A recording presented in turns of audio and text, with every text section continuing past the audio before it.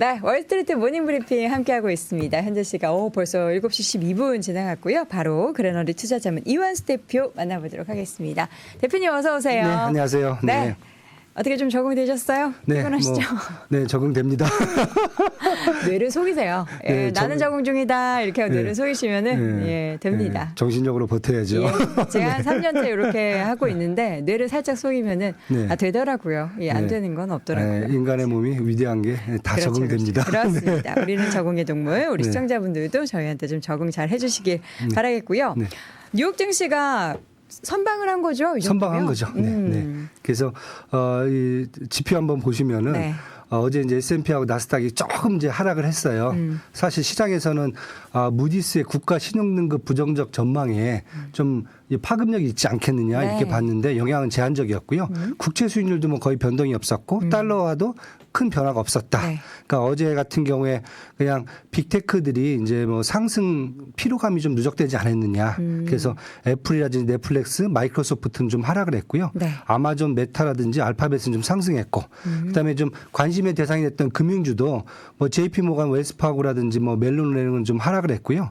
뱅크 오브 아메리카든지 시티, 골드만삭스는 상승하는 모습을 보이면서 아마 시장이 전반적으로 좀 피로감이 누적되지 않았느냐. 네. 이제 이런 부분이 강했고요. 그냥 뭐 종목별로 본다면 잠깐 그냥 뭐 테슬라 같은 경우가 인도에서 이제 공장을 신규로 설립하는 조건으로 네. 인도 정부가 테슬라의 수입 관세를 낮춰준다. 이게 이제 거의 합의가 된 것 같아요. 근데 또 거기에 이제 반해서 인도 시장이 워낙에 좀 작다 뭐 이런 지적도 있긴 한데 어쨌든 뭐 해주면 좋은 거죠. 그죠, 그죠.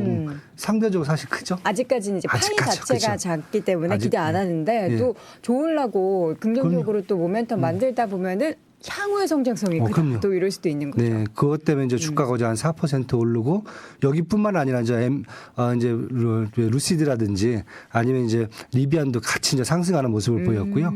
또 보잉도 이제 주가가 어제 한 4% 정도 올랐어요. 네. 왜냐하면 이제 중국이 이제 보잉의 구매를 재개하겠다라고 얘기가 됐고요.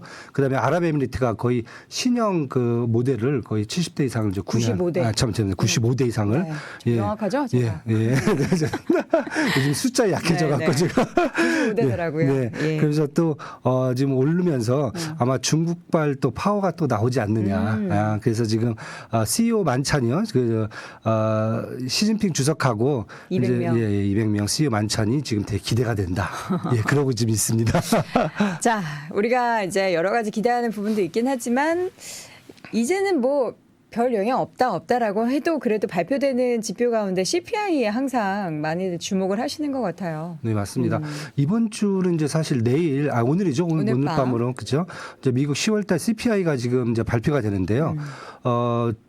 시장 전망치는 조금 괜찮아요. 그러니까 10월 달 이제 CPI는 한 3.3% 상승으로 둔화됐을 거다. 지난달이 이제 3.7%였거든요. 그다음에 근원 CPI는 이제 9월 달과 마찬가지로 4.1%를 유지할 거다.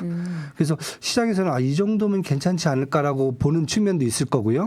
또 상대 한쪽에서는 안 된다, 멀었다. 왜냐하면 이제 미국의 연준의 목표치가 2%이기 때문에 아직도 지금 3% 그다음에 근원 CPI는 4%대에 머물고 있기 때문에 아마 이 상태가 지속된다면은 연준의 통화 긴축 지속이 지속될 가능성이 높아졌다. 네. 그러면서 지금 잘못하면 연말에 주식시장이 어려움을 겪을 수 있다. 이렇게 양쪽이 지금 다 지금 그 논쟁이 또 시장에서 나오는 것 같아요.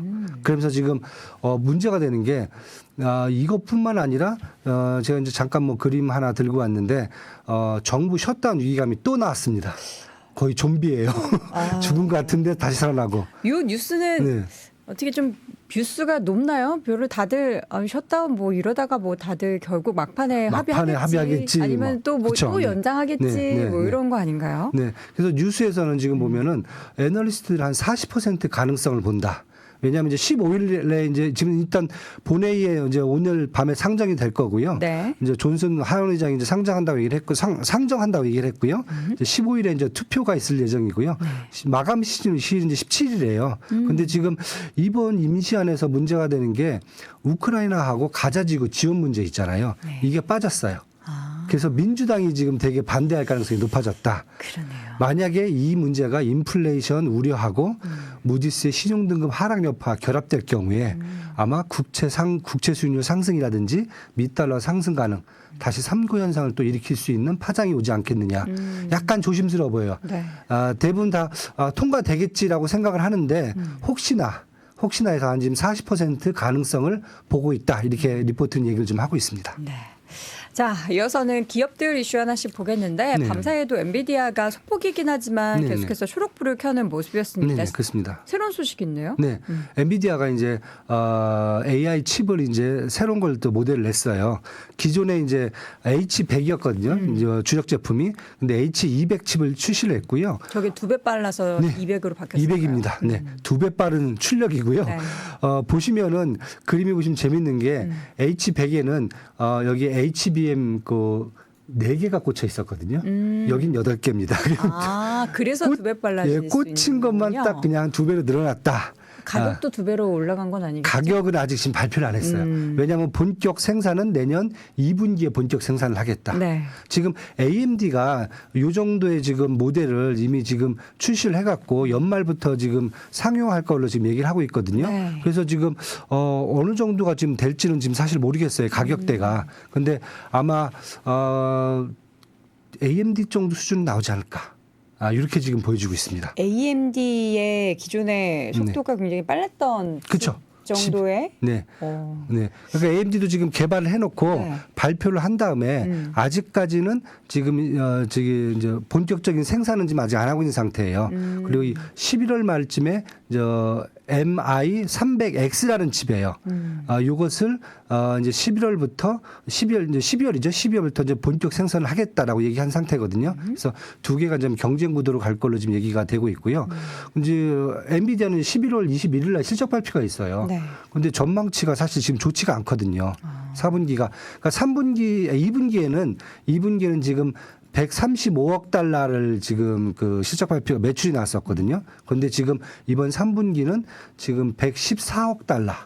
왜냐하면 중국 매출이 좀 줄었잖아요. 네. 그 레거시 정부가 이제 레거시 칩에 대해서 정부가 좀 막으면서 그래서 조금 지금 엔비디아가 새로운 칩 모델을 내면서 조금 더 경쟁력을 높이려는 그런 측면을 좀 봐야 될 것 같습니다. 지금요. 요거 이제 실적 발표 앞두고 공개했다라는 것에 저는 좀 약간 의미가 좀 부여가 그쵸? 되는데요. 네, 네. 아직 본격 생산은 아닌데 일단 내놓고 실적 발표 컨퍼런스홀에서도 그쵸? 우리 네. 황 사장님께서 얘기하겠죠. 우리 그쵸? H200 나왔는데 네, 그거 맞습니다. 난리 났다. 뭐 네. 이러면서 그쵸? 얘기를 하지 않을까라는 생각이 듭니다. 네. AMD가 좀 빨리 치고 나왔는데 그걸 바로 이제 엔비디아가 그렇죠. 네, 바로 메이크업 해버립니다. 자, 네. 이어서는 노모노 디스크. 네네. 로모노 디스크도 이제 미국에 상장이 돼 있거든요. 이제 연구 결과를 또 발표를 했어요. 네. 기존에는 이게 비만 당뇨 치료제죠. 결국 이제 뭐 몸무게를 줄이면서 비만 당뇨가 치료가 된다. 그러면서 이렇게 됐을 경우에 심혈관 질병들 이것들도 효과가 있다 얘기를 했는데 이미 그 결과는 이제 이미 얘기가 나왔었고요. 추가로 얘기된 게 기존의 당뇨 비만 환자가 아니더라도 그러니까 일반 환자가 요 약을 먹었을 경우에 그 심장하고 뇌졸중에 한 20% 정도 감소시킨 효과가 있다. 이거 높은 거라고 볼 수 있을까요? 예, 20% 정도면 높은 거죠. 5명 중에 1명은 살리시는 아니 거니까. 근데 이 약을 뭐 거의 만병통치약 수준으로 계속 어필을 하고 있는 것 같아가지고. 그래서 결국은 뭐 미국 내에서 ADR은 주가가 올라가진 않았어요. 0.30% 떨어졌고 네네. 주가는 이제 100달러를 유지했는데 대신 이제 1112가 올라갔죠. 맞아요. 예, 2.55%. 왜냐하면 네. 이 기대감을 그대로 1112한테 적용할 수 받아놨어요. 있다. 그래서 뭐 제주는 고문을 부리고 그러니까요. 예, 뭐 이런 상태가 지금 된 거죠. 네. 그래서 요 노보노 디스크 연구 결과가 아마 추가적 결과 나온 게 1112뿐만 아니라 오늘 이제 미국의 이제 전반적인 이제 심혈관 치료와 관련되어 있는 회사들 주가를 좀 끌어올리는 이제 그런 일로 좀 작용한 걸로 보시면 될 것 같습니다. 네, 이어서는 알파벳과 로빈훗 관계를 정리했다는데 이게 네네. 둘이 많이 친했었나 봐요. 친해진 게 아니라 이제 원래 알파벳이 로빈훗 창업 때부터 사실 이 주식의 지분을 갖고 있었거든요. 그런데 이제 8월이래요. 8월에 거의 90%를 정리를 했어요. 그리고 이번에 나머지 10% 다 정리를 했습니다. 그러니까 로빈훗 같은 경우는 이제 잘 아실 거예요. 이제 주식하고 가상화폐를 거래할 수 있는 어플을 통해서 플랫폼을 제공하는 회사죠. 그러니까 우리나라의 동학개미 운동이 있었다면 그렇죠. 미국에서는 로빈후드라고 이제 그렇죠. 네, 맞습니다. 불리면서 굉장히 네. 또 코로나 때 각광을 네. 받았던 플랫폼이죠. 네, 주식 거래 수수료를 안 받았어요. 그다음에 이제 가상화폐만 받았고요. 네.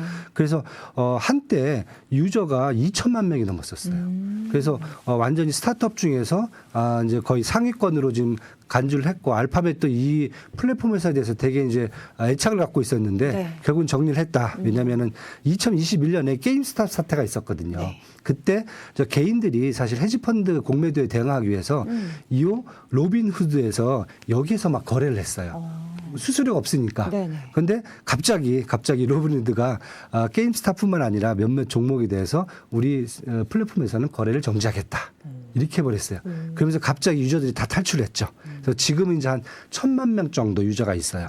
매출도 좀 많이 떨어지고 그래서 그런 상태가 되다 보니까 결국은 구글이 이제 알파벳이죠. 알파벳이 이런 플랫폼 회사들을 하나씩 정리하는 측면에서 본다면은 이제 알파벳 같은 경우에도 자사 이제 구글 위주 중심으로 이제 비즈니스를 이제 계속 끌고 가는 게 아니냐 네. 이런 얘기가 나왔습니다. 그래서 뭐 로빈후드는 뭐 큰 문제는 없었어요. 왜냐하면은 이미 거의 90%가 정리된 상태고요. 그래서 주가는 뭐 그냥 한 0.97% 정도 올랐는데 재밌는 것은 캐시우드의 아크 이노베이션 ETF가 8월 달부터 계속 사갔고요. 지금 로빈후드요? 예.